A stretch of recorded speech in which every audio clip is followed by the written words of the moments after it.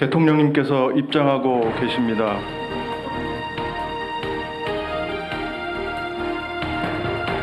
오늘 전체 업무 보고는 10개 부처청 및 위원회가 3번에 걸쳐 진행합니다. 먼저 국민의례가 있겠습니다. 내빈 여러분께서는 일어나셔서 단상 앞에 태극기를 향해 주시기 바랍니다. 국회에 대한 경례.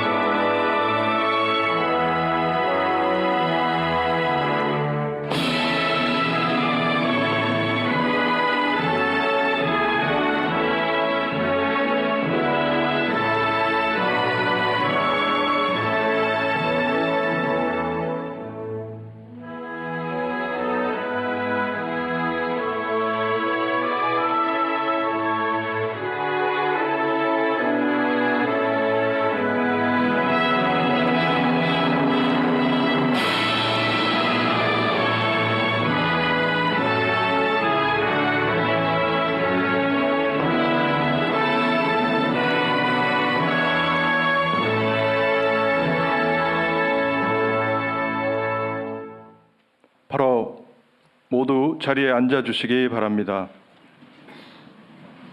안녕하십니까. 산업통상부 기획조정실장 오승철입니다. 지금부터 지역에는 성장을, 기업에는 활력을 이라는 주제로 산업통상부, 중소벤처기업부, 지식재산처의 2026년 업무보고를 시작하겠습니다.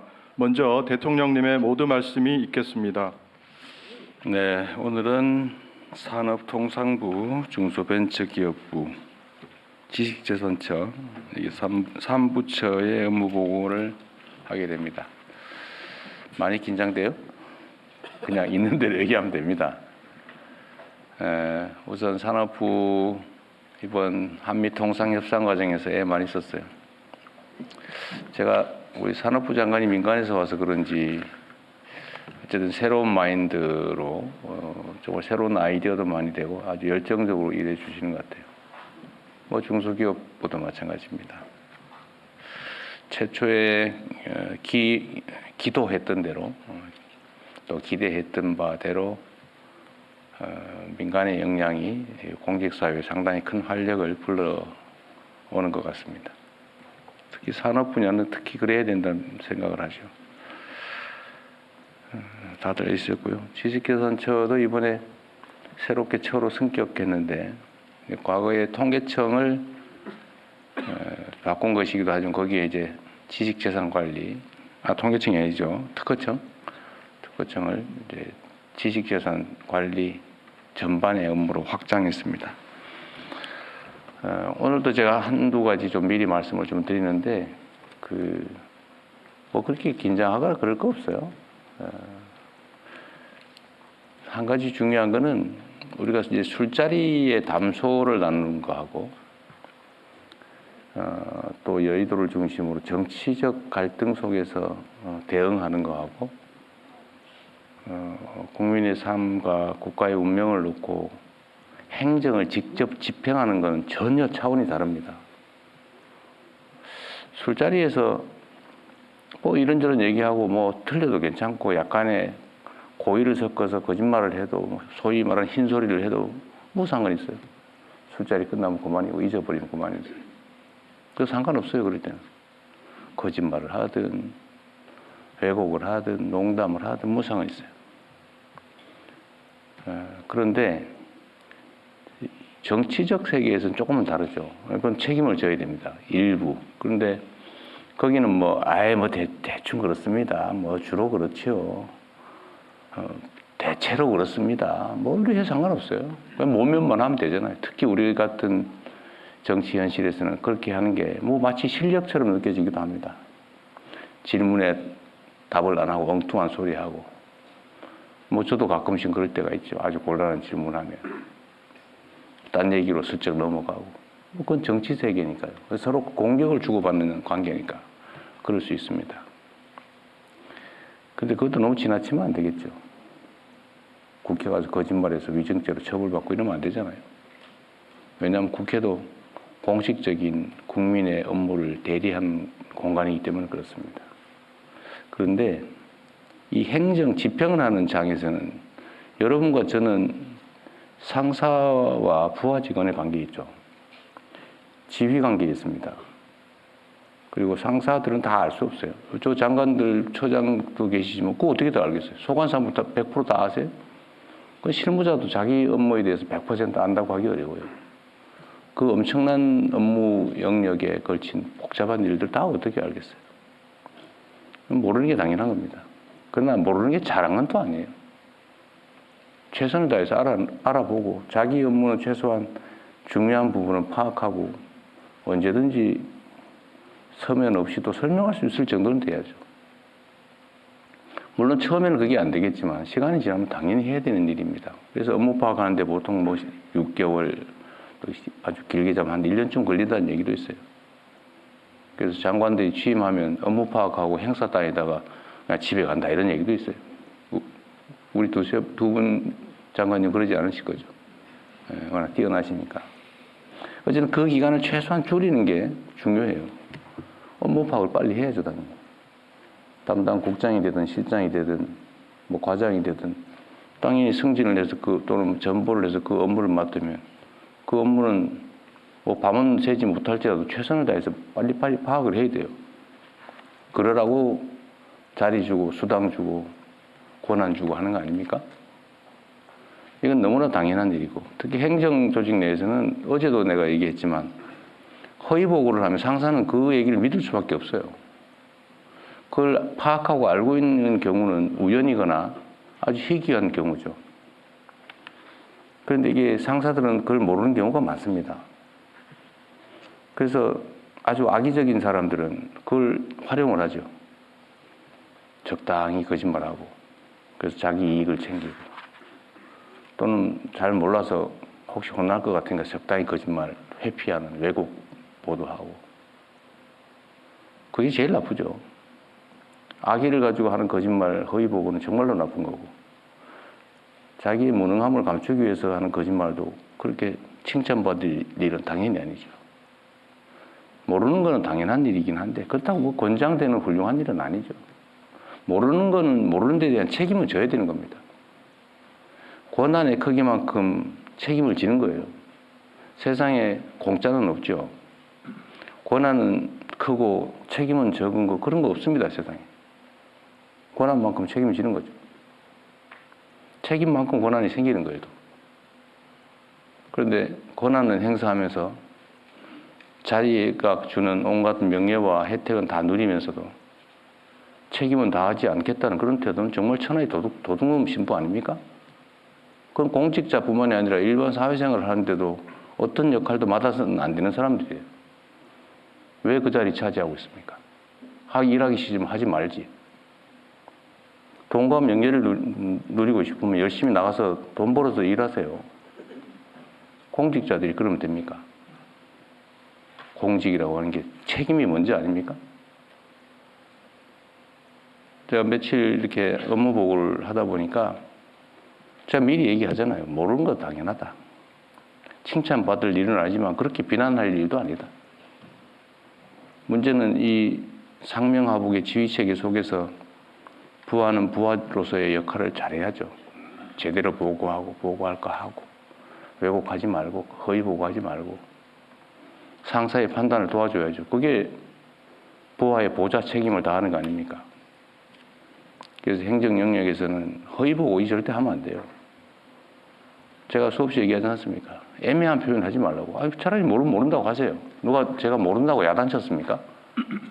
좀 더 공부하고 좀 더 노력해서 보완하면 되죠. 이거 수없이 강조를 해도 가끔씩 이 정치에 너무 물이 많이 들었는지 그런 사람들이 있어요. 행태가 그런 거죠, 행태가. 1분 전에 얘기한 거하고 1분 후에 얘기한 게 달라요. 그러면 됩니까, 사람이? 그리고 이 자리에서 얘기한 거하고 뒤에가 딴 데 가서 또 딴 얘기해요. 그러면 됩니까?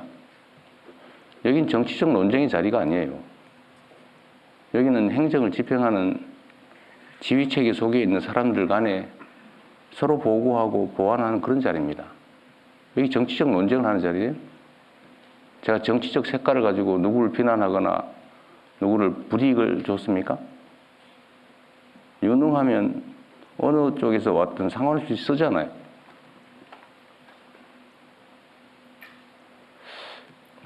어쨌든 이것도 하나의 풍토의 문제죠. 특정 개인의 문제라고 하기는 어렵습니다. 그러나 분명한 것은 행정과 정치는 명확하게 구분된다. 이 자리는 행정을 하는 자리다. 그리고 여기는 지휘하고 명령하고 따르는 행정 영역이다. 정치적 논쟁의 자리가 아닙니다. 왜 그걸 그렇게 악용을 해요? 다시 한번 말씀드리지만 모를 수 있어요. 그리고 이 국민들이 쳐다보시면서 다 알아요. 여러분 참 놀랍지 않습니까?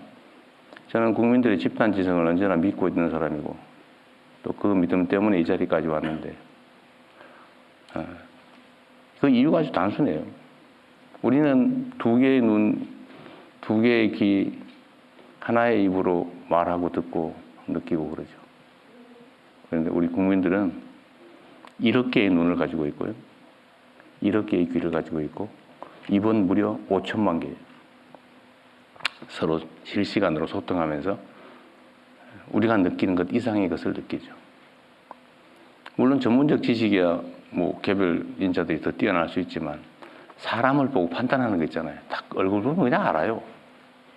표정 보면 느낌이 딱 오죠. 이걸 수천만 명이 느끼면서 서로 교감한다고. 그래서 국민 대중을 무서워해야죠. 옛날처럼 특정 요즘은 재래식 언론이라고 그러는데 이 특정 언론들이 이렇게 스크린을 해가지고 보여주는 것만 보이던 시대가 있었죠. 그럴 때는 이 소위 게이트 키핑 역할을 하면서 필요한 자기들에게 필요한 정보만 전달해주고 아닌 건 가리고 필요한 건 살짝 왜곡하고 이러면 국민들은 그것밖에 못 보니까 많이 휘둘리죠. 근데 지금은 안 그래요. 지금 실시간으로 다 보고 있지 않습니까?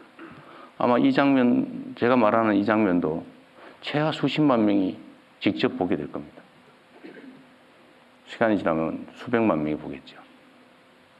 보고 판단을 해요. 제가 이것도 하나의 예인데 저는 관세청에 질문을 해봤죠. 관세청이 외환 관리를 하니까 당연히 관세청이 책임을 지는 줄 알았더니 이 자리에서 관세청장이 그렇게 말했어요. 자기들이 실제 하는 게 아니라 그건 공항공사가 합니다. 그래요? 그럼 제가 믿을 수밖에 없죠. 원래 정확하게 얘기하면 지금 파악된 건 그런 거죠. 관세청이 하는 일이에요. 근데 관세청이 공항공사에 위탁을 했더라고요. MOU를 맺고. 또 그전에는 적당히 이렇게 했던 모양인데 작년도에 공식 협정을 맺었더라고요. 10,000불 이상 외화 반출 문제는 공항공사가 검색 대신한다. 이걸 내가 어디서 알았냐면 댓글 보고 알았어요. 기사 댓글 보고. 그런데 공항공사 사장은 처음에는 자기들이 하는 일이라고 하다가 나중에는 그건 세관이 하는 일입니다. 이렇게 얘기를 해요. 저는 또 그런가?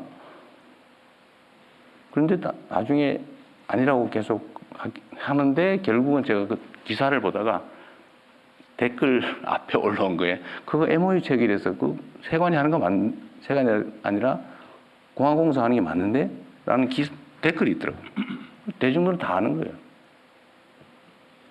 그리고 이걸 범죄를 대통령이 가르치셨다고 비난하는 사람들이 있던데 그것도 역시 댓글에 다 나와요. 이거 몇 년도에 어디서 보도됐고 10,000불 이상 반출하다 걸렸다고 정부가 보도자료를 냈다 이런 게 그 댓글에 다 나와요. 우리 국민들이 보고 내가 저거 봤는데 저 옛날부터 있던 건데 뭘 새로 가르쳐. 그리고 더 결정적인 건 그런 거잖아요. 그러면 일부가 그걸 이용해서 범죄를 저지르고 있는데 쉬쉬하면서 그들에게 기회를 계속 주란 말이야? 누가 또 그런 얘기도 했더라고. 그러면 사랑과 전쟁은 바람피는 법을 가리키는 거야? 그 패널이 그런 얘기를 하더라고. 이게 상식 세계와 몰상식 세계의 공존이죠. 하여튼 중요한 거는 우리 국민들은 집단 지성을 통해서 이걸 다 보고 있어요. 제가 이 업무 보고 자리를 공개하는 이유도 그거죠. 우리도 여기 적응해야 됩니다. 직접 민주주의가 점점 강화돼 가잖아요. 아마 전 세계에서 민주주의적 소양이 가장 뛰어난 사람이 저는 대한민국 국민들이라고 생각합니다. 이런 부당하고 아니면 불공정하고 불투명하고 이런 걸 용인하지 못하잖아요. 용서하지 않아요. 그러니까 총칼을 든 계엄군도 순식간에 제압하죠. 국민들의 손으로. 그리고 우리의 일을 대신하는 공직자, 정치인들이 왜 우리의 뜻에 어긋나는 일을 하느냐고 말은 직접 잘 안 하지만 끊임없이 보고 판단하고 그리고 쌓아두고 있어요. 그리고 어느 순간에는 그 권력을 행사하죠. 국민을 우습게 보면 안 됩니다. 그래서 이 업무도 가급적 다 공개해야죠. 공개 행정의 원칙 있잖아요. 법에 있잖아요. 근데 왜 공개하는 것을 그리 탐탁지 않게 여기는 사람들이 있습니까? 당연히 공개해야지. 그렇지 않습니까? 다시 원래로 돌아가서 스트레스 받지 말자. 그리고 이건 일종의 기회일 수 있어요. 자기 하고 싶은 얘기도 좀 하고. 공직사회라고 하는 게 제가 제일 아쉬운 게 그런 거예요. 쉽지 않지만 말하라면 절대 안 해요. 근데 여기는 의외로 말을 하는 분들이 꽤 있더라고요. 그거 되게 좋은 일이죠. 이게 상명하복이 워낙 익숙하다 보니까 무슨 회의 때 되면 절대 말을 안 하는 게 무슨 미덕처럼 그렇게 돼 있던데 그렇지 않았으면 좋겠어요. 상사들은 담당자보다는 훨씬 몰라요, 원래. 자유롭게 얘기해야죠.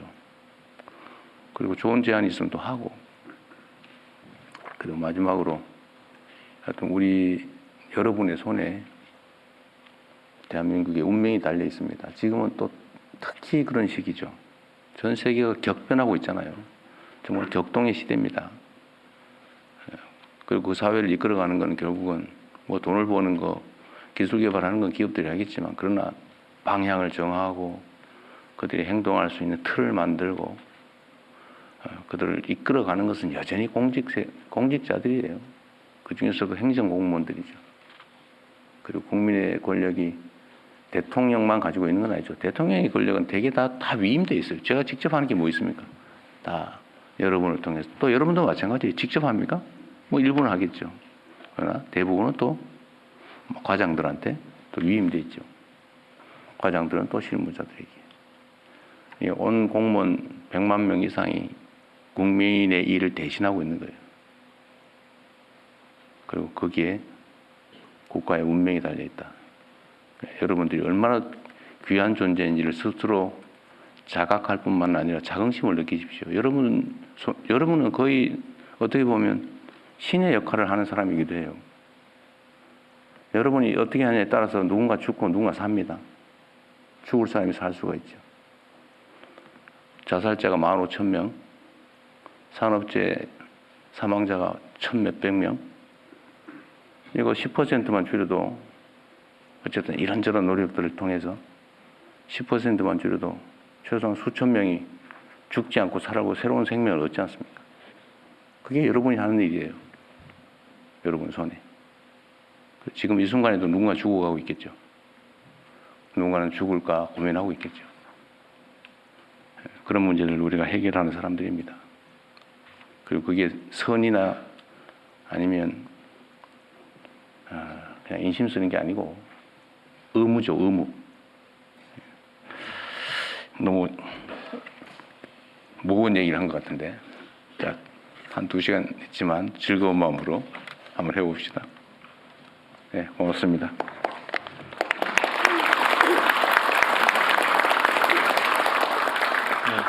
대통령님 모든 말씀 감사드립니다. 이어서 첫 번째 세션으로 산업통상부 주요 업무를 김정관 장관이 보고드리겠습니다.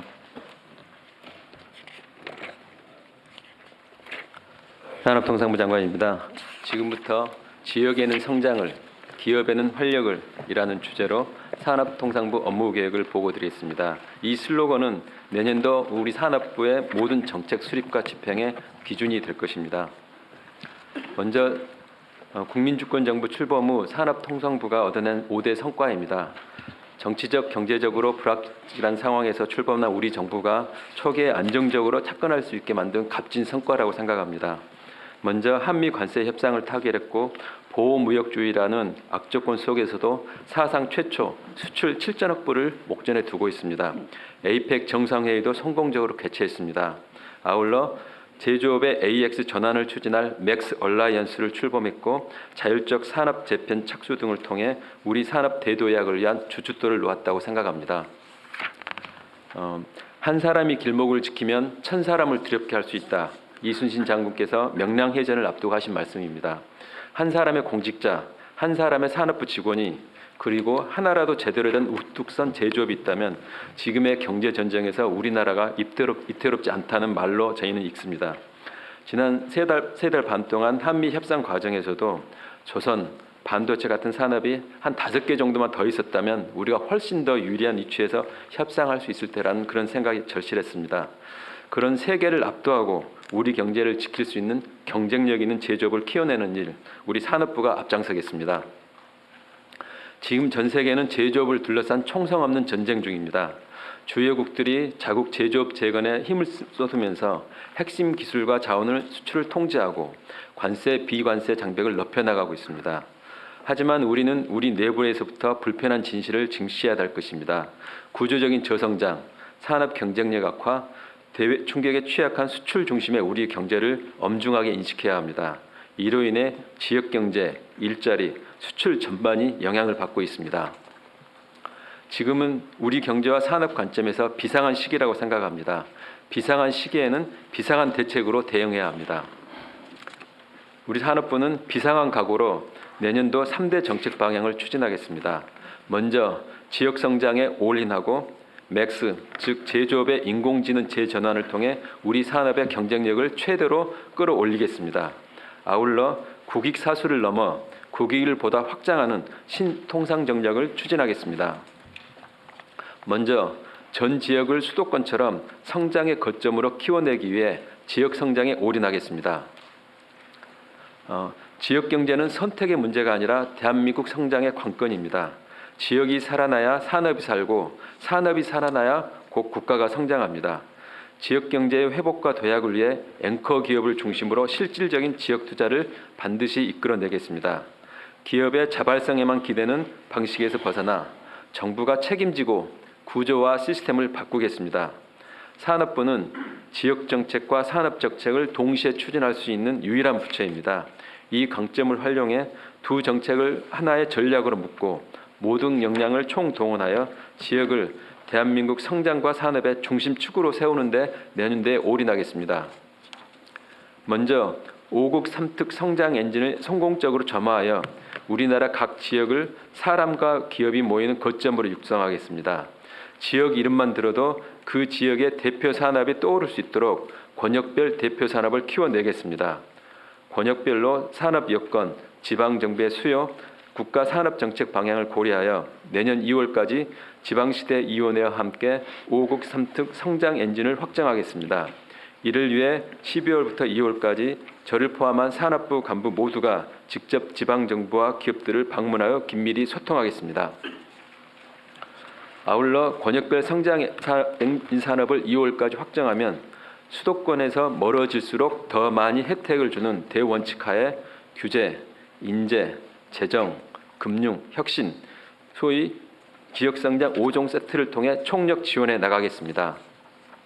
두 번째, 5국 3특 성장 엔진과 연계하여 남북권의 반도체 혁신벨트, 배터리 삼각벨트 등 메가 권역별 첨단 산업화를 지원하겠습니다.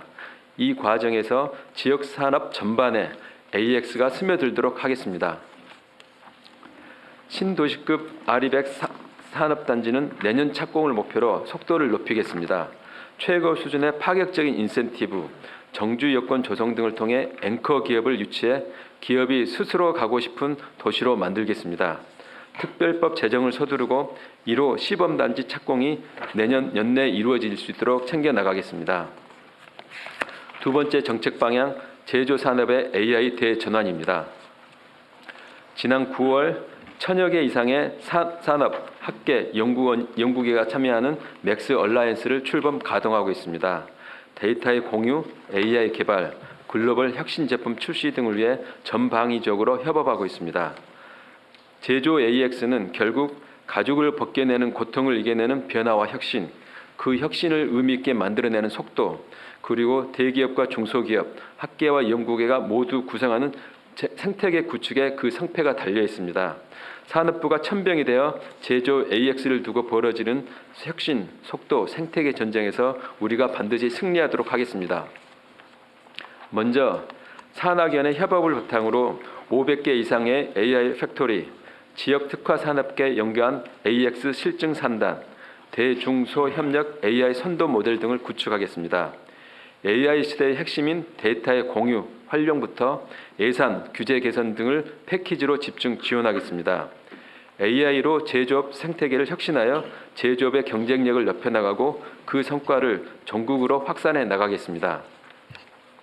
두 번째, 미래 기술 개발과 고급 인력 양성, 국내 소부장의 생태계 확보 등을 통해 반도체, 배터리, 자동차 등 우리 산업의 경쟁력을 한 단계 업그레이드 하겠습니다.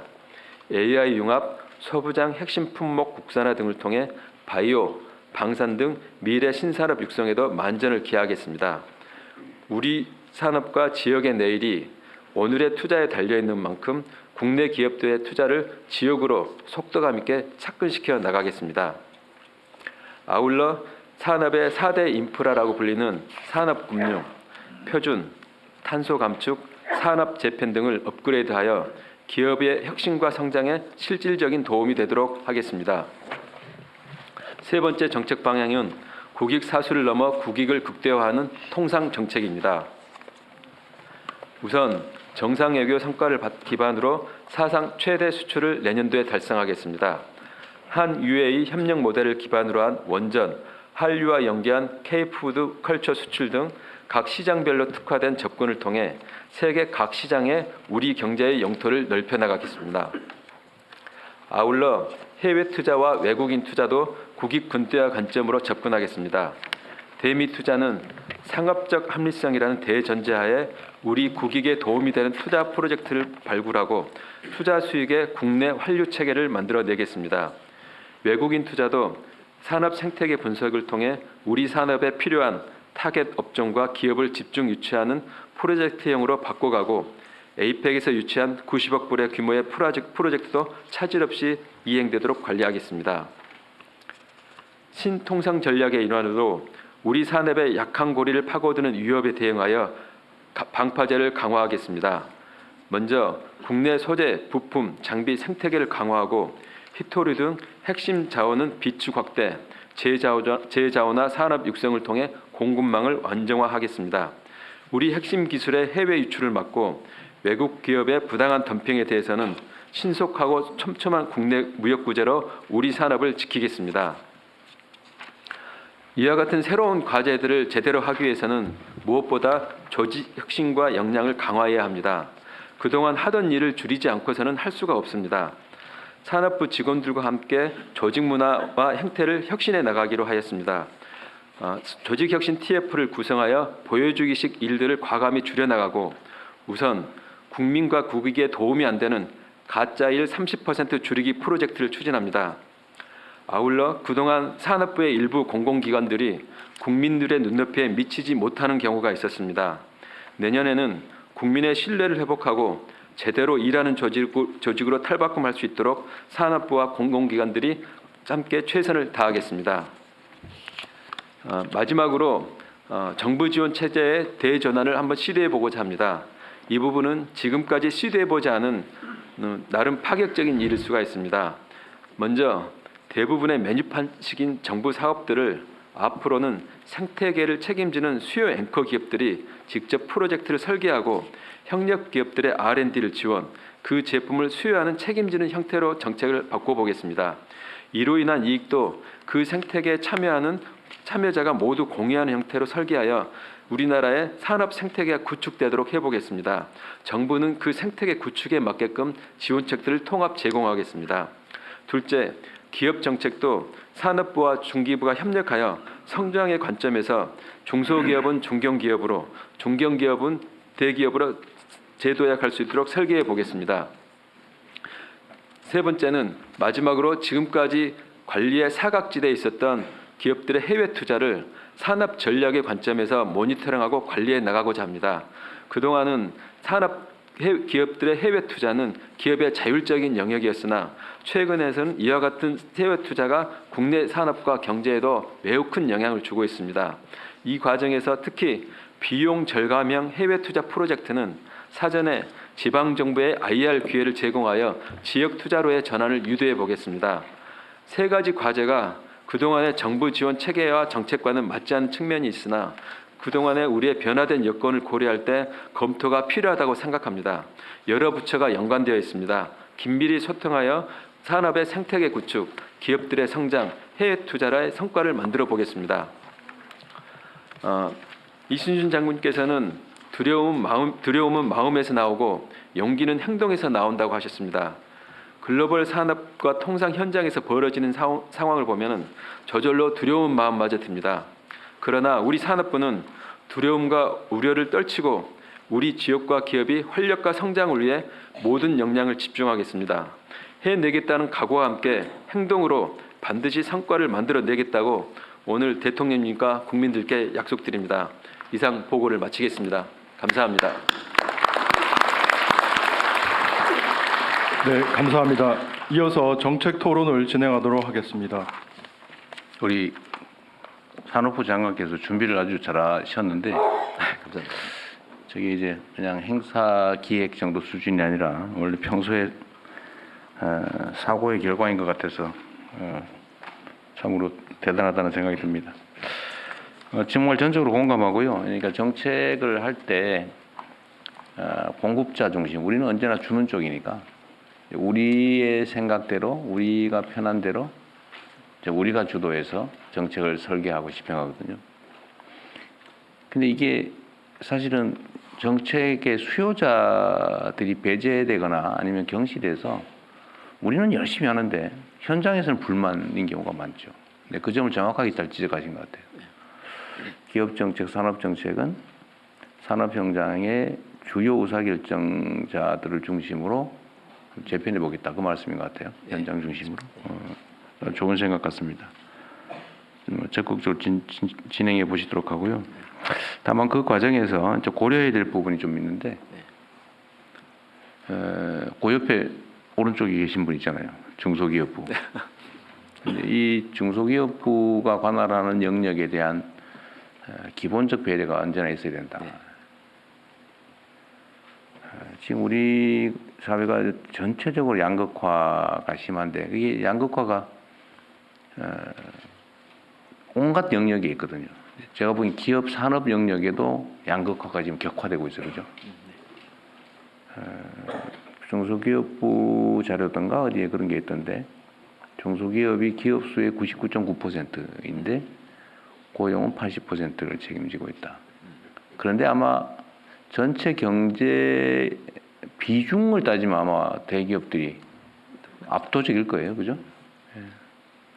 이것도 양극화의 일종이고 또 이게 또 심화되면 중소기업들이 살기 어려운 환경이 되고 또 그러면 노동자들이 또 살기 어려운 환경이 돼서 이 산업정책, 기업정책을 구상하실 때 뭐 중심은 아니지만 중소기업에 대한 또는 노동자들에 대한 아까도 잘하고 계시던데 지역 경제에 대한 배려 이런 것들을 많이 좀 챙겨주시기 바랍니다. 네. 잊지는 말자. 주력은 하되. 네. 그렇게 하겠습니다. 지금 그렇지 않아도 우리 한 장관님하고는 저희가 한 달에 한 번씩 계속 만나가지고 저희 정책과 뭐 개인적으로 만나는 건 아니죠?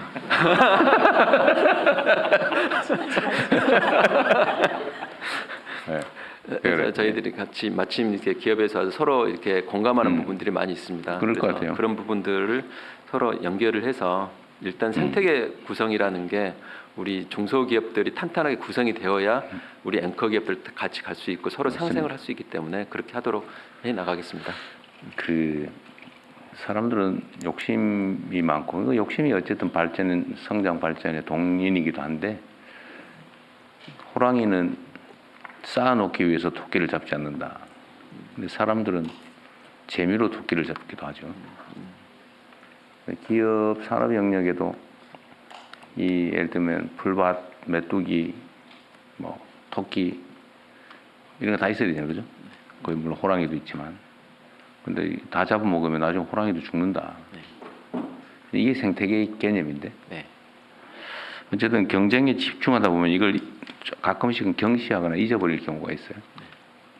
근데 그 점을 조정하는 게 정부 역할이죠. 개별 기업들이 그런 것까지 하긴 쉽지 않아요. 네, 맞습니다. 자기 존재를 유지하기도 쉽지 않은데 뭐.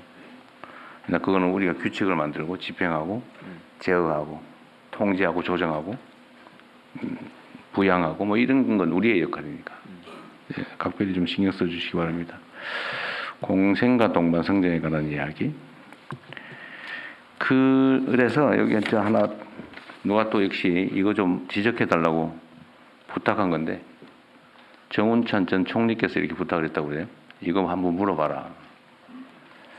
그게 뭐냐면 이 정운천 전 총리께서 동반 성장에 관심이 많고 지금도 아마 그 활동을 하시는 것 같아요.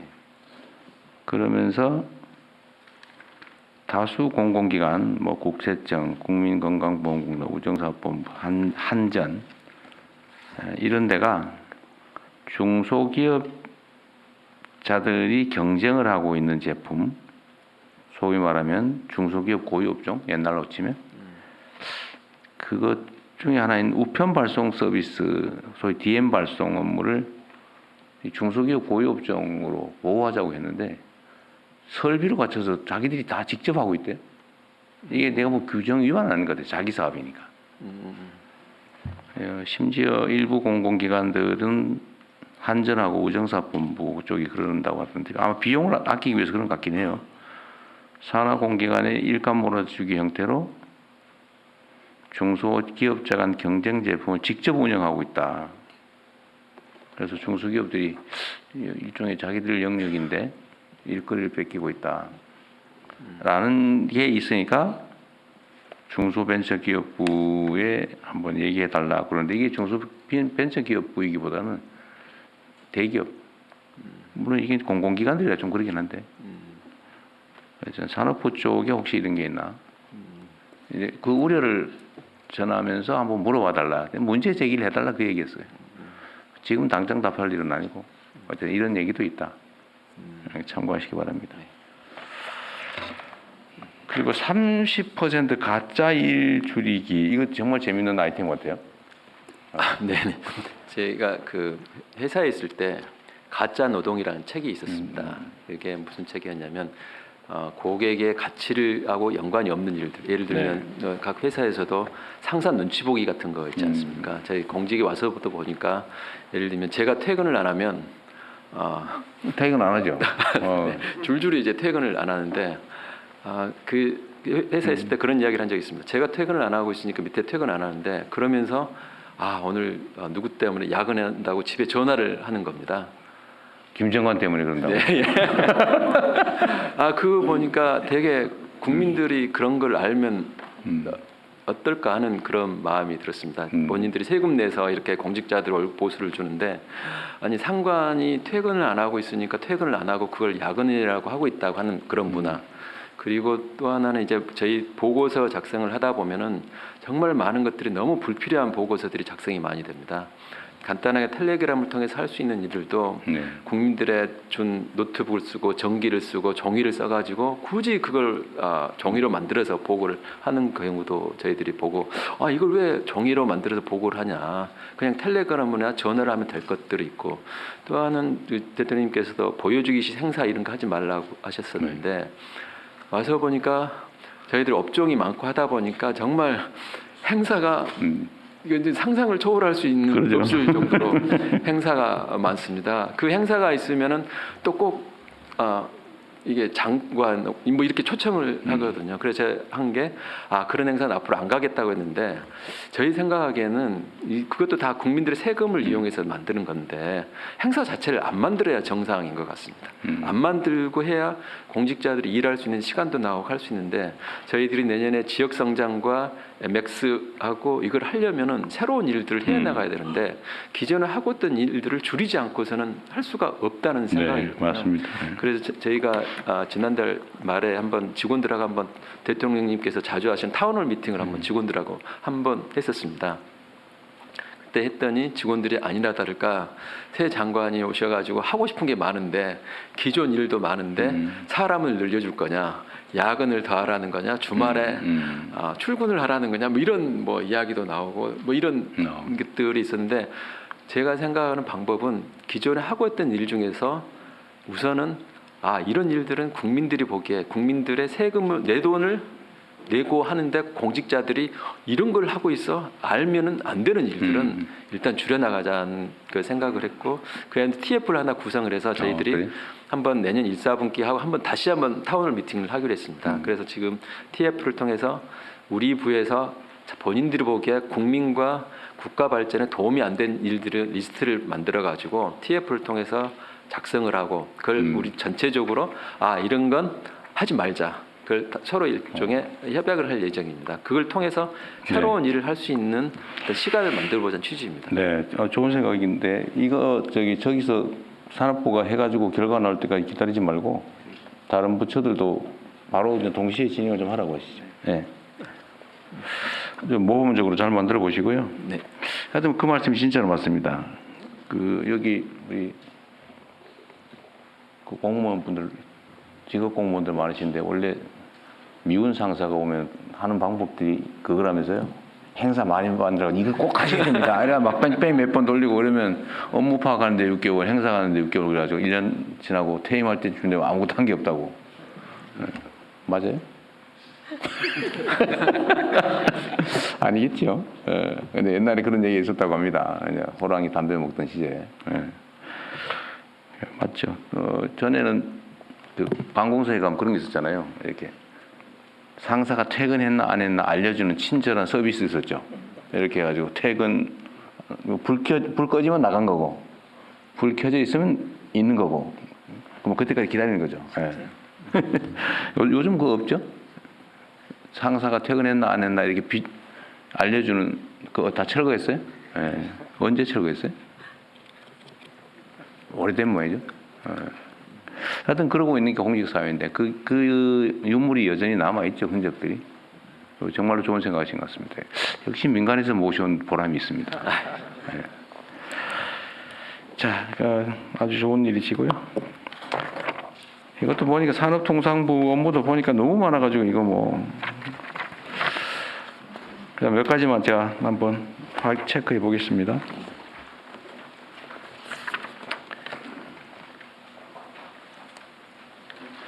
지금 한미 간의 통상협상 문제는 종결된 건가요? 아니면 부수적 협상이나 이런 게 계속 남아있나요? 구속 조치가 남아있나요? 아직 조금 남아 있습니다. 이제 비관세 분야에 대한 장벽들이 좀 남아 있어가지고 그런 분야는 지금 계속 논의가 진행 중에 있습니다. 네.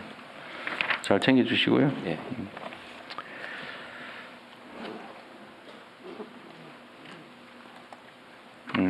업무의 기본적인 목표는 지역 성장, 미래 성장, 대외 국익 사수 이렇게 세 가지로 잡았다 그 말이죠. 예.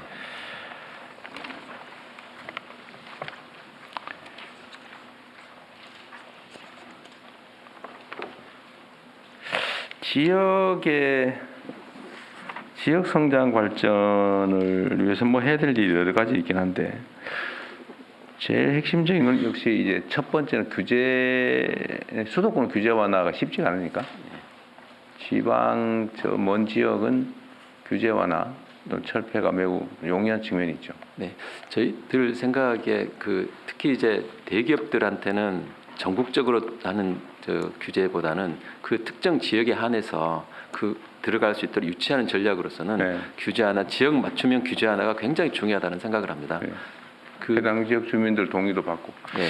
지금 예를 들면 저기 남쪽 지역의 주민들은 지금 도시가 소멸하느니 사라지느니 지금 애를 낳아야 되나 말아야 되나 서울로 이사 가야 되나 지금 그러고 있는데 만약 일정한 규제들을 완화하는 것으로 정말 지역이 다시 살아날 수 있다면 수용성이 높을 것 같아요. 설득도 좀 잘해야 될 것 같고. 그 외에도 지역으로 가려면 이제 인재 공급 문제, 재정 문제 그러니까 뭐 재정 지원, 세금 문제, 금융, 그다음에 정주 여건 이런 게 중요하겠죠. 그 다른 부처하고 협업을 많이 하셔야 될 것 같아요. 네, 당연히 지금 저희가 생각해 저희 혼자는 정말 할 수가 없고요. 대통령님께서도 지난번에 한번 말씀드린 이 분야에 대해서는 워낙 우선순위도 높으시고 하기 때문에 언젠가는 한번 5국 3특을 놓고 저희가 규제 완화 이런 부분에서는 아마 부처하고의 어떤 긴장도 좀 있을 것 같다는 생각을 합니다. 예, 얘기하고 안 되면 조정이 안 되면 언제든지 저한테 얘기하십시오. 얘기하시면 제가 같이 합동 토의를 한번 하든지 네, 판단해서 필요하면 그냥 할 테니까요. 네, 그렇게 그건 하겠습니다. 아무 때나 하십시오. 시간이 없으니까. 네.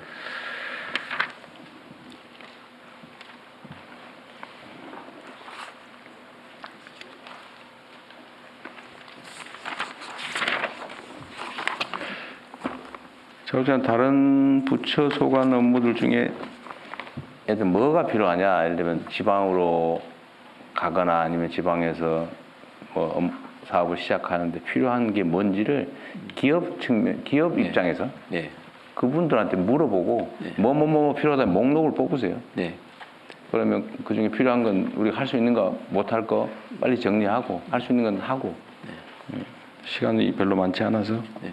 빨리 적응을 해 나가야 될 것 같습니다. 예.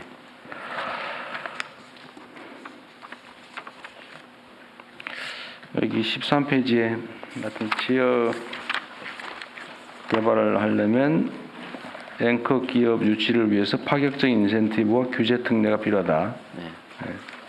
전적으로 맞는 얘기입니다. 약간의 무리스럽다 하는 것들이라도 수용 가능성을 최대한 높이고 지역 주민 설득은 또 설득대로 해야 되니까요. 예, 예. 저희들 생각에 지역 소멸을 막는 가장 근본적인 길은 기업이 일단 가고 기업이 가면은 지역이 살 수 있는 어떤 기본이 된다고 생각합니다. 네. 그 초기 과정에서는 필요한 투자들은 일단 정부가 좀 과감하게 할 수 있도록 해야 된다고 생각합니다. 네. 그다음에 20페이지에 신흥 동반국을 전략 경제 협력을 통해서 만들어가자. 시장 다변화를 촉진하자. 이게 정말 중요할 것 같아요. 우리가 미국, 중국 의존도가 너무 높다 보니까 예, 예. 그게 너무 많이 휘둘리죠. 네.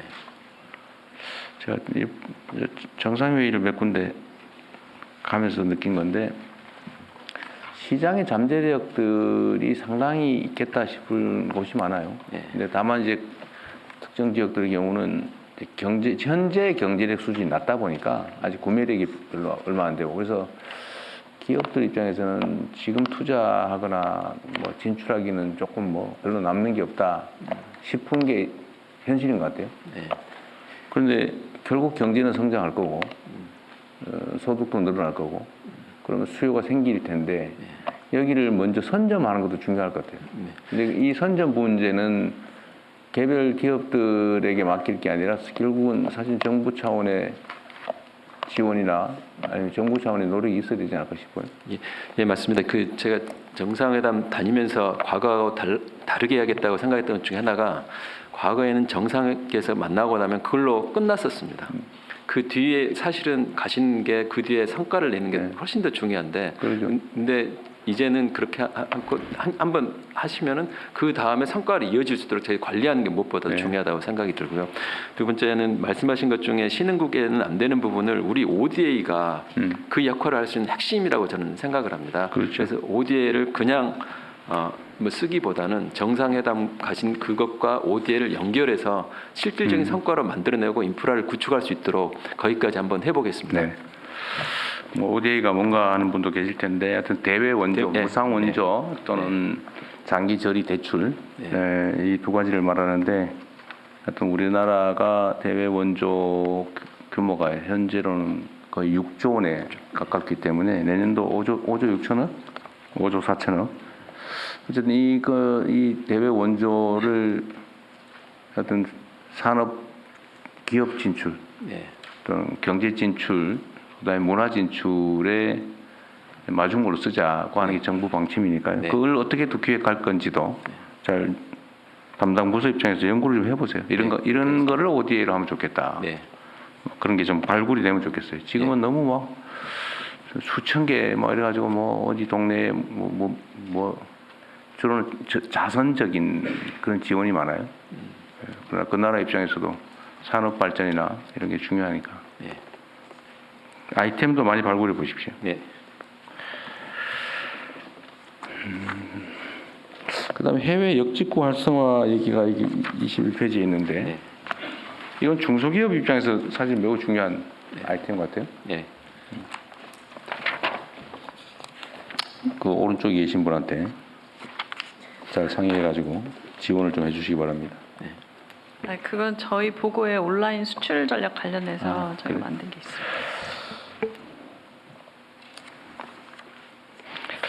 하여튼 그 두 분은 민간 기업에 계신 분들을 제가 삼고 초려해서 모셔온 핵심적인 이유를 어쨌든 잊지 마시기 바랍니다.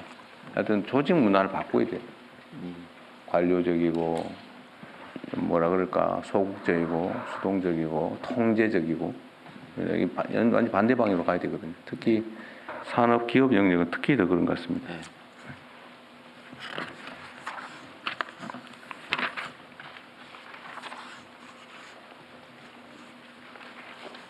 중소기업 얘기가 꽤 여기저기 있는데 이건 나중에 중소기업 얘기할 때 한번 보겠습니다.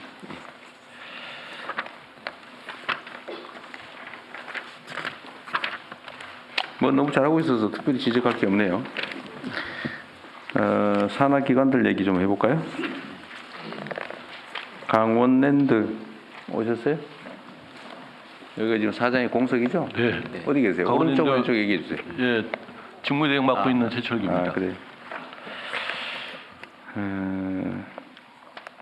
강원랜드가 원래 태백시의 탄광이 이제 사라지면서 소위 폐광 지역 지원을 위해서 내국인이 출입하는 정확히 말씀드리면은 도박 시설을 예, 허용하게 된 거죠. 예, 그렇습니다. 그 수혜 대상 지역이 태백, 정선, 영월, 삼척뿐만 아니라 문경, 보령, 전라도 화순에 이르기까지 7개 시도가 수혜 대상입니다. 아, 탄광지 수익의 일부를 그쪽이 지원하는가 보죠. 예, 그렇습니다. 예. 지금 현재는 계속 늘어가요? 매출이? 현재는 코로나 이후에 회복세를 유지하고 있는데 작년에는 상당히 그 당기순이익이 사상 최고 이익을 온 정도로 진입을 그랬어요? 했고, 예, 올해도 조금 매출이 늘어나는 추세에 있습니다. 주로는 내국인들이겠죠, 고객이.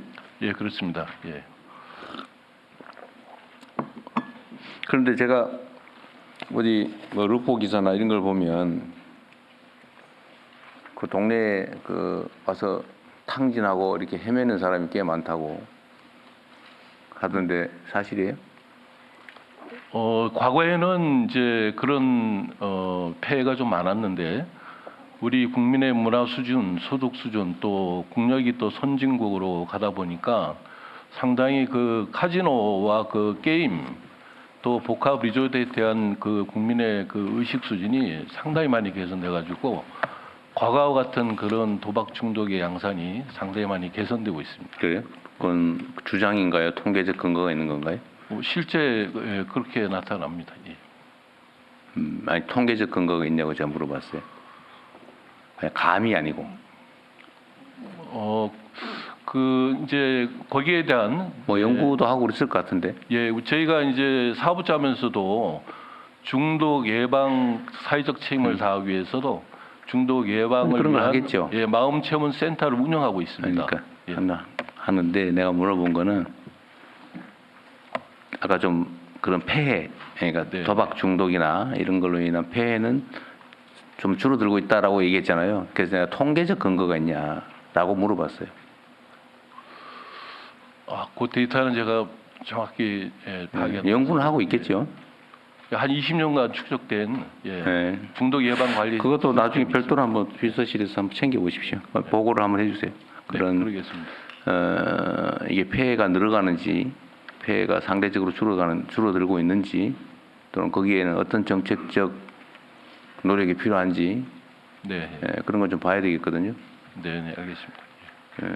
저는 나라가 망하는 경우에 이제 말기적 현상이 몇 가지 있다고 보는데, 물론 뭐 결정적으로는 밀란이나 뭐 외침 이런 거겠죠. 외부의 침략 이런 걸 텐데, 그 내부적으로 벌어진 일 중에 하나가 고리대.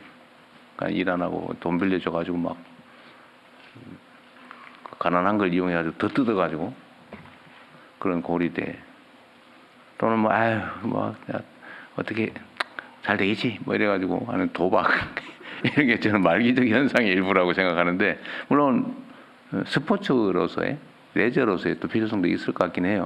네, 그러나 이게 어느 측면이 크냐라는 것도 문제이긴 하니까 한번 점검해 보겠습니다. 네. 여기 37페이지 자료에 이런 게 있네요. 글로벌 복합 리조트 K 히트 네, 그렇습니다. 프로젝트를 하려고 한다. 어디에 하려고 그러세요? 어디에? 우리 현재 그 하이원 리조트 근처에? 안에 예. 그 예, 안에다가 거기에, 예, 그렇습니다. 추가의 시설과 사업을 해보고 싶다 그 얘기군요. 예, 그렇습니다. 예. 만약에 이걸 새로 시작하면 예.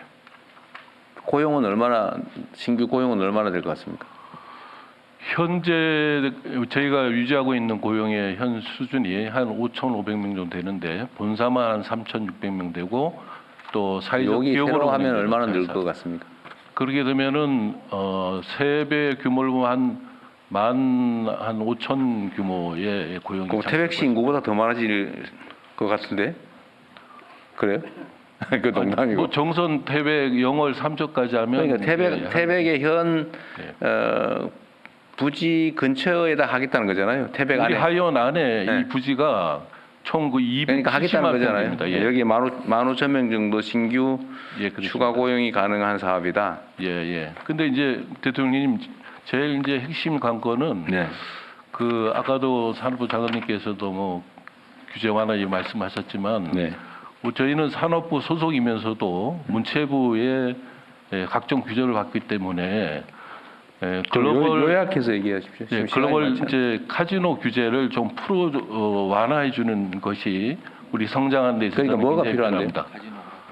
카지노의 면적, 또 카지노 베팅 한도, 지금 예, 그리고 출입 일수 이런 것들이 또 이 규제가 상당히 복잡하게 네, 되어 그거는 있는데요. 약간 딴 얘기 같고, 네. 그거는 뭐 판단을 좀 해보고, 요 추가 조성 사업의 장애 요인이 뭐예요? 2천억 이상은 기재부의 통제를 받기 기재부의 때문에, 심사를 예, 받아야 되고, 또 예, 뭐가 문제입니까? 그리고 좀 전에 말씀드린 이제 카지노 규제 완화가 선결 조건으로 그거 안 하면 예, 사업성이 없어요? 그런 규제 완화를 안 하면 사업성이 없어요? 사업성이 높지 않다고 봅니다. 예, 저희들이 분석했을 그 때. 위험한 사업이네. 근데 했다가 망하는 수가 예. 있으면 안 되잖아요. 근데 이 현재- 카지노를 규제를 풀면요, 그거는 충분히 이제 그럴까? 경제성이 나오기 때문에 나도 잘 연구해 보십시오. 예. 영업 시간도 풀고 베팅 한도도 30만 원에서 100만 원을 해주고 출입 일수도 연간 180일에서 이건 제한하지 마라. 아니면 시간 총량제로 바꾸자. 고 하면 이 새로운 사업을 해도 분명히 사업성이 있다는 게 본인 생각이신가 보네요. 아니 이건 이제 연구 결과로서 제가 네, 이제 지시되는 알겠습니다. 겁니다. 예. 그럼 뭐 관련 부서에서 일단 검토를 좀 해보고 영 부당하게 결론이 난다 싶으면 전 대통령실로 얘기하십시오. 예, 감사합니다. 비합리적이다, 말이 안 된다, 뭐 이런 생각이 들면 이건 어디나 마찬가지입니다. 한국가스공사는 뭐 어디 계세요? 저 여기 있습니다. 네, 그래요. 안녕하세요. 사장님이신가요? 네, 최연애 사장님. 그러시구나. 가스공사는 뭐 제가 특별히 뭐 물어볼 게 없네요. 잘하고 계신가 보네. 석유공사, 이게 그 유명한 석유공사입니까? 어디 계세요? 어디? 석유공사 직무대행 최문규입니다. 여기 있습니다. 맞아, 여기도 잠깐 그만두셨죠. 현재 그 석유공사도 매년 회계 정산을 할 거 아닙니까? 공사니까. 예, 결산을 하고 있습니다. 네, 결산을 하죠. 그 흑자 적자 규모는 저희가 작년 같은 경우에는 영업이익이 한 1조 2,700억 났고 당기순이익이 915억 났습니다. 작년에는 그리고 이익이었다. 예, 그리고 최근 3년간은 다 흑자가 났습니다. 올해는요? 올해는 되게 어려울 것 같습니다. 대기 얼마나? 영업이익은 계획대로 날 것 같은데 1조 얼마 정도? 한 1조 가까이 날 것 같은데 당기순이익은 적자가 많이 날 것 같습니다. 영업이익은 비슷한데 당기순이익이 많이 줄어들었다. 비용은 거의 비슷할 것 같은데 왜 당기순이익이 그렇게 줄었을까요? 영업이익도 좀 줄고요. 실제로 결정적인 요인은 석유공사는 그 해외에서 네. 원유를 생산해서 가공하지 않고 원유 상태로 팝니다. 그러다 보니까 국제유가가 작년에는 평균 79.5불, 그래 거의 80불에 가까웠는데 네. 올해는 68불 정도입니다. 그러다 보니까 11.1불 정도가 떨어진 상태입니다. 그러다 보니까 이제 그러면 이제 거기서 손실이 예. 얼마나 났는데? 아직은 저 결산을 안 했기 아니 때문에 그러니까 지금 대충 짐작으로 얘기하는 거잖아요, 지금 다. 한 5천억 이상 날 것 같습니다. 그래요? 좀 이상한데. 그리고 저희가 영업 외 쪽에서 왜 그러냐면은 저희가 기존에 한 12, 13년 전에 MB 때 해외 유전 개발을 크게 했습니다. 그때 그 부채가 한 13.5조 정도를 빌렸는데 그건 뭐 거의 통상 경비에 가깝잖아요. 근데 그게 매년 이자가 저희가 한 5,600억, 그러니까 올해 같은 경우는 한 6,300억 정도 이자가? 예. 그것 때문에 이자만 적자가 그렇습니다. 그것 때문에 올해 적자가 난다. 그러니까 영업이익이 나도 이자에서 한 6천억 정도를 그러니까. 부담을 하고 세금을 또 한 3, 4천억 냅니다. 그러다 보니까 적자 영업이익에 대해서 1조 원 흑자가 났는데 세금을 3, 4천억 낸다는 건 좀 계산상 좀 이상한데. 근데 저희 같은 경우는 어떻게 돼 있냐면은 수익 자체가 국내에서는 그렇게 크지가 않습니다. 해외에서 그 생산하는 해외 그 한 12개 유전에서 생산을 합니다. 거기서 이제 수익이 난 거를 그 해외 현지에서 내는 세금들이 있습니다.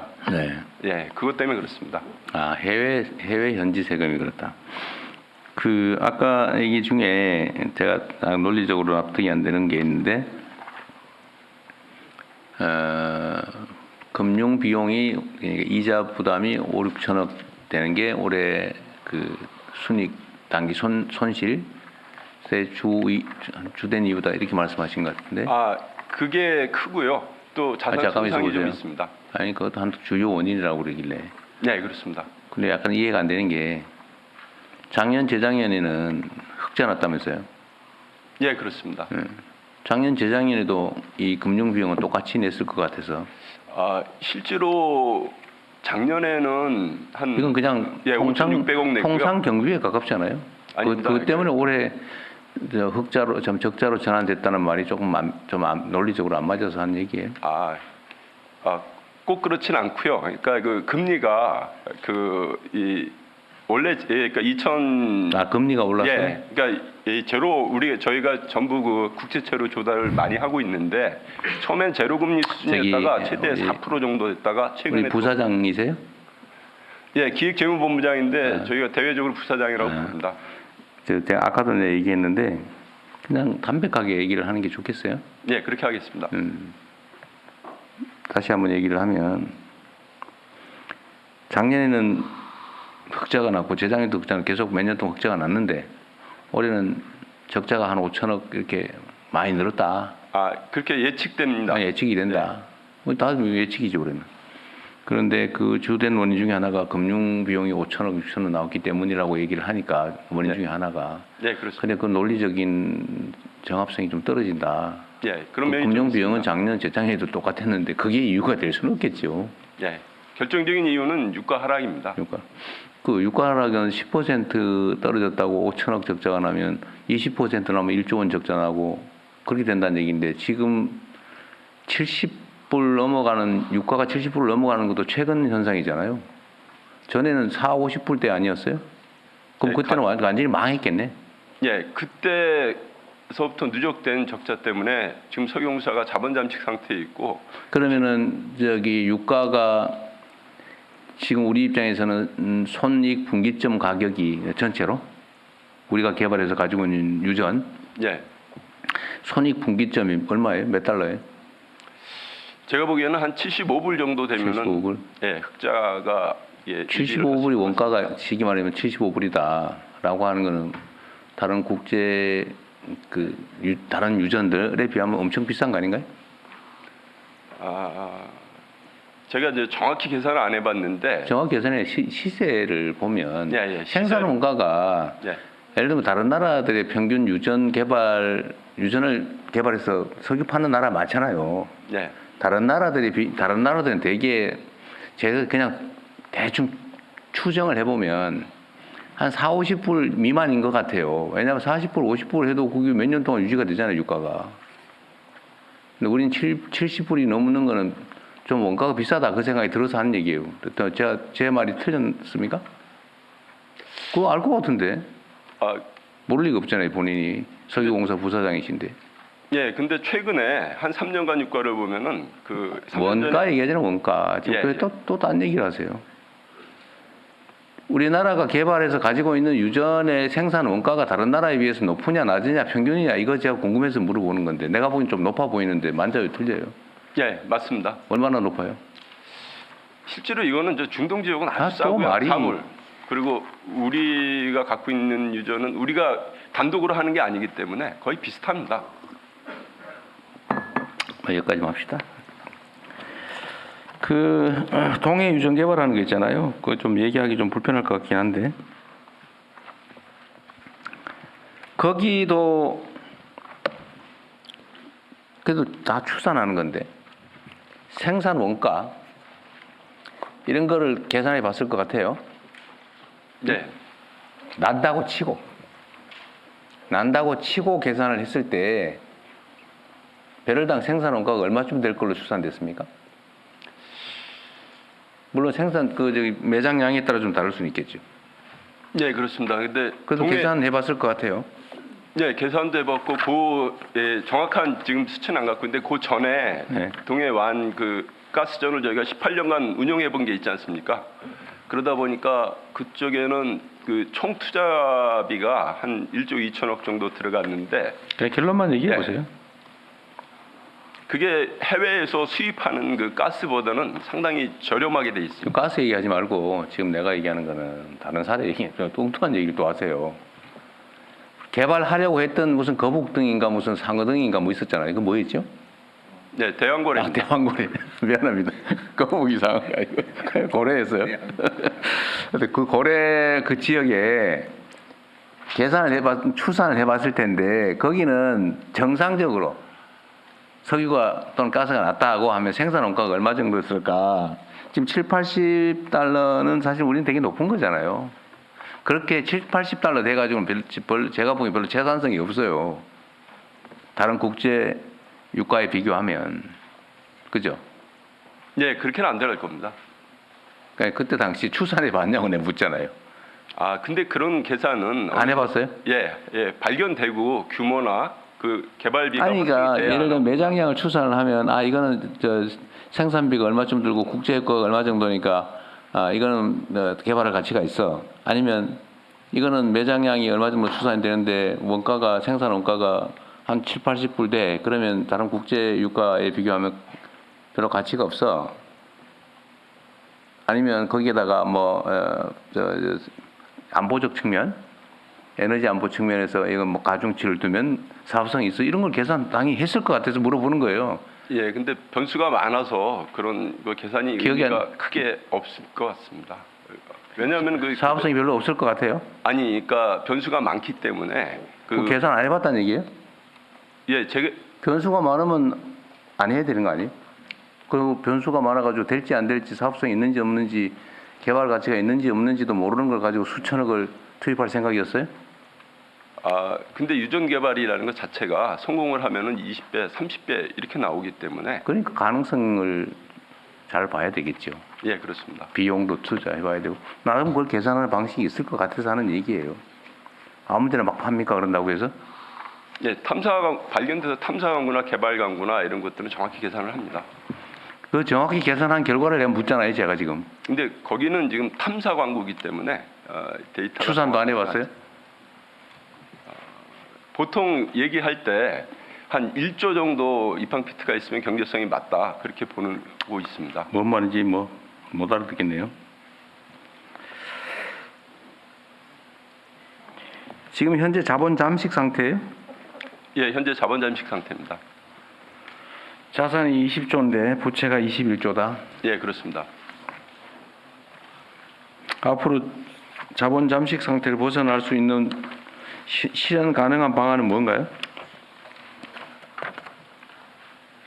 일단 저희가 전략적으로 갖고 있는 해외 자산을 이렇게 우량 자산 위주로 재편하고 네. 부실 자산을 팔고 그리고 강력하게 구조 조정을 하면서 나갈 수밖에 없을 것 같습니다. 판다고 자산 상태가 개선될 것 같지는 않은데요. 불량 자산을 판다고 개선되지는 않잖아요. 그거 어차피 이미 평가되어 있는 건데. 예, 그리고 이제 석유공사가 현재 지금 비축 자산을 많이 갖고 있는데 그걸 활용을 해서 지금 자본 잠식 상태가 한 1조 3천억 정도 돼 있는데 이게 매년 한 4, 5천억씩 하면은 한 3년 안에 벗어날 수도 있을 것 같습니다. 이익을 낸다면은. 근데 그게 생각처럼 쉽지가 않잖아요. 예? 그게 생각처럼 쉽지가 않잖아요. 그렇게 쉬우면 그게 그렇게 지금까지 됐겠습니까? 예, 그래서 최근 3년간 정도는 이익을 났기 때문에 이 정도 추세로 가면은 될 것 같은데 앞으로 이게 유가가 계속 떨어질 것 같아서 상당히 전망이 좋지는 않습니다. 유가가 떨어지면 석유공사는 걱정이군요. 예, 저희 매출액이 생산량 대비 그냥 국제 유가를 곱해서 바로 나옵니다. 한 3조 5천억 정도 나옵니다, 매출액이. 우리 석유공사가 가지고 있는 해외 유전의 연 생산 규모가 우리가 수입하는 원유량의 몇 %쯤 돼요? 예, 되게 적습니다. 저희가 수입하는 총 수입량은 올해 기준으로 한 390만 배럴 되고요. 저희가 하루에 몇 %냐고 물었는데. 그건 계산을 해봐야 될 것 같습니다. 한 5% 정도. 5%? 네, 알겠습니다. 5% 미만입니다. 네네. 자, 한국가스기술공사. 네, 한국가스기술공사 사장 직무대행 진순함입니다. 여기는 도시가스 취급하는 데인가요? LNG 가스. LNG 가스? 입니다. 예. LNG. 여기 도시가스 배관 그러니까 인입 시설, 네. 배관 시설 담당하는 공사가 있을 것 같은데 거기 어딘가요? 도시가스 배관 시설에 대해서는 도시가스 공사에서 회사가요? 저희는 저기 LNG 가스 아니 배관 내 시설- 말은 본인한테 물어본 거 아닙니까? 네네네. 도시가스 배관 담당하는 공공기관은 없나요? 대통령님, 가스공사가 도입 판매를 책임지고요. 그것의 배관을 까는 것까지는 가스공사가 하고 그 배관에 대한 관리나 관련된 것을 가스기술공사가 하고요. 그걸 다시 수요자들한테 가는 것은 도시가스 사업자 민간 기업들이 합니다. 가스 공급 사업은 가스 소매 판매 그렇습니다. 그거는 민간 회사가 하고. 그렇습니다. 제가 궁금한 건 도시 가스 배관을 까는 거 있잖아요. 예.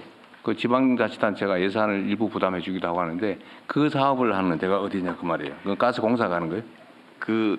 수요자하고 전체의 배관망에서 수요자한테 가는 그 가장 마지막 지선 부분은 도시가스 사업자 민간 기업들이 한다는 민간 말씀입니다. 기업들이 합니까? 네, 알겠습니다.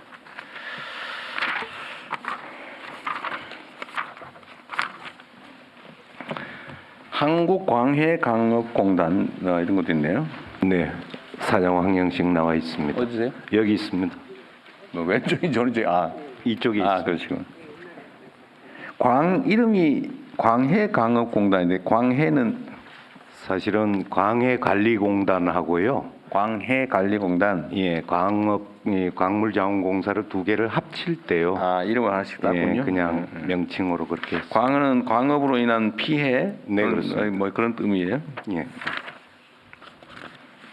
대한민국의 광업은 계속 비중이 축소되는 중이겠죠?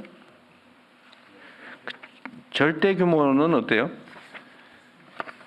광업의 절대 규모는 좀 그건 늘어요, 줄어요? 전체적으로 줄고 있습니다. 석탄 광업이 거의 이제는 문을 닫아서요. 그러나 석회석이나 이쪽은 계속 그대로 유지되고 있습니다. 석탄 그렇고 석회석 그렇고 다른 분야는요? 다른 부문 광물은 뭐가 일반 금속 광물이나 이 비금속 광물은 거의 지금 존재 가치가 없습니다. 극히 일부의 소규모로 존재합니다. 수입 정년하는 정도인가요? 네, 그렇습니다. 그거는 이제 정제련 업체들이 하고 있습니다. 한국무역보험공사. 예, 무역공고사 사장 장인재입니다. 어디 계세요? 누구라고요? 사장? 예, 무역보험공사 사장 장영진입니다. 아, 네네. 무역 보험을 취급하는 거예요? 예, 그렇습니다. 수출자가 수출 대금을 못 받을 경우에 위험을 보상해 주는 구조입니다. 네, 잘해 주시고요. 무역투자진흥공사. 무역 예, 어디 계세요? 대한무역투자진흥공사 사장 강경성입니다. 네. 좀 전에 무역보험을 하는 데고 투자진흥은 뭐 어떤 걸 하는 거예요? 예, 우리 기업의 수출, 외국인 투자 유치, 해외 진출을 위한 전담 조직입니다. 수출. 예, 해외 투자 유치. 유치, 해외 진출. 네. 아, 여기서 무역과 투자는 외국인 투자 예, 유치 외국- 얘기군요. 예. 알겠습니다.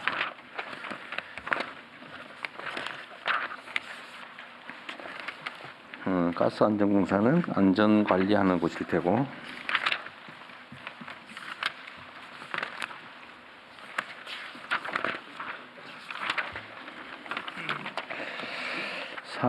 산업기술기획평가원.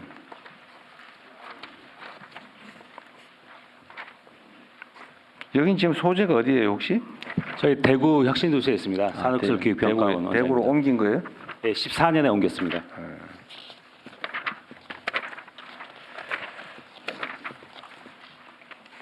여기는 기술기획평가? 예, R&D 과제를 만들고 평가하고 성과 관리를 하는 곳입니다.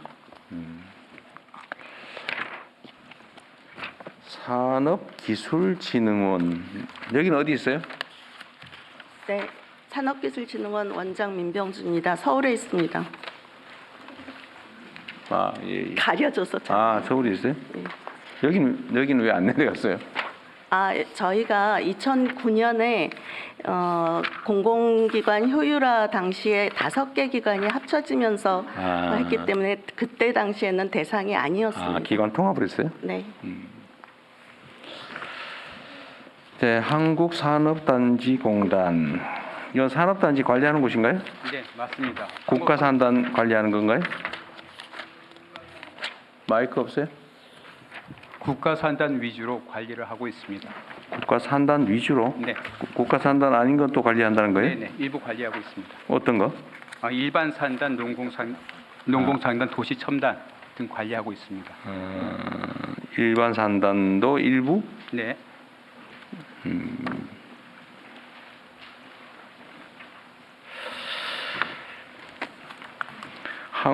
한국석유관리원. 석유 품질 검사, 유통질서 확인. 여기도 그러면 가짜 석유 단속 이런 것도 하는 거예요? 네, 한국석유관리원 이사장 최춘식입니다. 네. 예, 저희들은 기본적으로 석유와 석유 제품의 품질 관리와 유통 관리를 담당하고 있습니다. 그래서 서비스의 질을 높이고 다음에 최근에 저희에게 부여된 임무가 수소 유통 전담 기관과 대체 연료 센터에 대한 부분, 여기서 실증 연구까지 모든 걸 해서 앞으로 사프가 27년도부터 의무 혼합되는 데 네. 기여하고 있습니다. 석유뿐만이 아니라 이제 수소 연료 관리 품질 관리도 한다 그 말이에요? 수소는 유통만 저희가 담당하게 됩니다. 유통만? 예. 품질 관리는 아직은 뭐 대상이 아니고? 네, 그렇습니다. 그래서 유통을 담당하기 때문에 가스공사가 가지고 있던 그 네. 트레일러를 저희가 인수해 가지고 사업자를 선정해서 공급하는 그런 단계가 가고 있습니다. 그 하나 물어볼게요. 그 옛날에 가짜 휘발유 많았죠. 예. 요새도 있어요? 요즘도 이제 휘발유는 거의 없어졌습니다. 다만 경유에는 이제 등유를 섞어 가지고 파는 그런 가짜 휘발유가 아직까지는 있습니다. 경유보다 등유가 싸요? 등유가 쌉니다. 세금을 싸기 품질이 때문에. 원래 항공유, 휘발유, 예. 경유, 등유 가격 구조로 보면은 경유가 등유보다가 위에 밑에가 있습니다. 벙커CU? 예, 그렇습니다. 그래서 대통령께서 차이가 얼마나 난다고 그걸 섞어서 팔죠? 차이가 많이 납니다. 400원 정도가 나고 있습니다. 리터당? 예. 세금 때문이 아니고 세금입니다. 세금 때문에 그렇겠죠. 그래서 대통령께서 옛날 경기지사 시절에 특사경을 투입해가지고 네. 이걸 이 단속을 해준 경험이 있으십니다. 근데 여기는 조사 권한이 사법 조사경은 없잖아요. 예, 없습니다. 그래서 특사경의 힘을 빌리고 또는 이제 지방자치단체, 경찰의 힘을 빌려가지고 저희가 단속을 하는데 특사경이 저희한테도 사실상은 필요한 부분입니다. 즉각적 투입이 안 되고 그 다음에 강도가 약해지고 또 그 묻혀서 넘어가는 것이 많이 있습니다. 특사경 이거 국가 사법령 기능을 자꾸 다른 국가 공무원이 아닌 다른 데다 맡기는 건 사실 꽤 부담이긴 한데 한번 고민해 봐야겠네요. 무역안보관리원 전략물자 수출통제제도의 국내 이행 기반 조성. 전략물자에 대한 수출통제 업무를 연구하고 관리한다 그런 얘기예요? 예, 원장 서정민 이거 언제 생겼어요? 2008년에 생겼습니다. 2008년에. 전략물자 수출 수출 물품 중에 전략물자라고 하는 개념이 현실적으로 생겨서 이렇게 행정에 반영된 게 언제쯤이에요? 저희 2008년부터 이제 시작을 그때 한 처음으로? 거고요. 그 국제 체제에서 합의된 품목들이 전략 물자로 보통 지정이 되어서 지금 저희 고시에도 그대로 반영이 되고 있는 추세입니다. 한국로봇산업진흥원은 대구에 있나요? 예, 원장 직무대행 유지호입니다. 예, 대구에 있습니다. 대구에 있어요? 전국적으로 로봇산업 그러니까 로봇산업 발전 지역 집중 발전 지역이라고 지정해 놓은 곳이 대구하고 또 어디 딴 데도 어디 하나 있는 것 같은데? 경남 창원에 지금 로봇 비즈니스 벨트 사업을 하고 있습니다. 그리고 전주에는 원래 피지컬 AI 실증 사업을 가기부에서 하고 있습니다. 피지컬 AI 하고 로봇하고는 약간 다르긴 한데? 예, 맞습니다. 예. 로봇 산업 진흥 지구 비슷한 개념으로 지정된 곳이 대구하고 지정되거나 정부 차원의 집중 관리하고 있는 곳이 어디예요? 혹시 지금 산업부는 모르세요? 아는 사람 없어요? 산업정책실장 박동일입니다. 그 로봇이 지금 첨단 전략 산업으로 지금 지정이 되어 있고요. 그러니까 그건 대구가 한테 있는 것 같은데 대구 말고 또 어디 돼 있는 데 있나 싶어서. 대구 이외에는 없는 걸로 제가 알고 있습니다.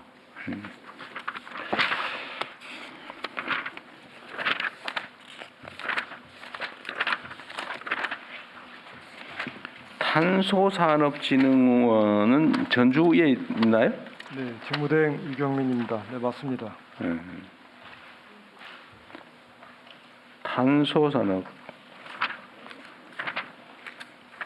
전주가 탄소산업 특구나 이런 걸로 지적됐어요? 예, 맞습니다. 근데 실제 좀 어때요? 예, 저희 산업부에서 지정한 소부장 특화단지가 탄소 쪽으로 특화해서 저 이쪽에 있습니다. 네. 지금 현재 조성 중에 있고요. 내년 말부터 입주 기업 한 110개 정도가 입주 예정에 있습니다. 그래요? 네. 수요는 많아요? 예, 110개 정도의 기업들이 현재 지금 입주 의사를 밝히고 있고요. 다행이네. 예정대로 잘 진행될 것 같습니다. 제가 전에 선거 때 한번 갔더니 좀 약간 그때는 썰렁한 느낌을 주던데. 예. 그때 21년도에 한번 오셨었습니다. 네. 그때도 거기 계셨어요? 네, 그렇습니다.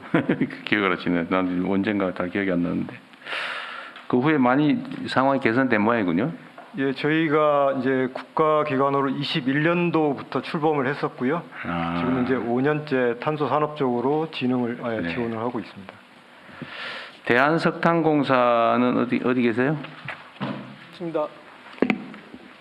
대한석탄공사 기획조정실장 석군우입니다. 네.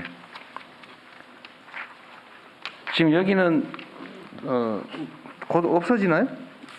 네, 금년으로 장성 도계 화순광업소 폐강 완료했습니다. 폐강하고 여기 공사 자체는 네, 지금 현재 잔여 업무 수행 중에 있습니다.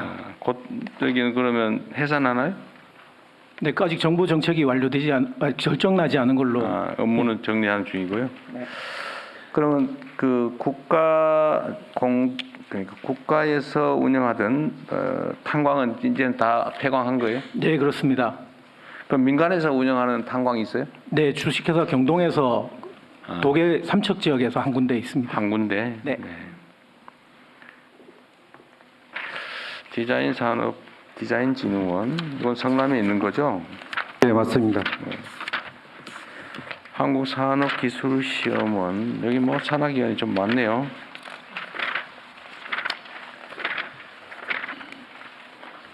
세라믹 기술원은 도자 관련 업무를 하는 건가요? 저 오른쪽 2시 방향. 네. 도자 관련 업무를 하는 곳이에요? 하고 첨단 소재도 하고 있습니다. 첨단 소재는 예를 들면 어떤 거예요? 네, 첨단 소재라는 것은 그 반도체, 우주, 항공, 그 다음에 2차 전지, 그리고 바이오에 쓰이는 세라믹 소재를 다루고 있습니다. 단순히 도자라고 한정하기 어렵군요. 예, 그건 이제 첨단 세라믹 네네. 고전 세라믹. 알겠습니다. 예. 한국제품안전관리원.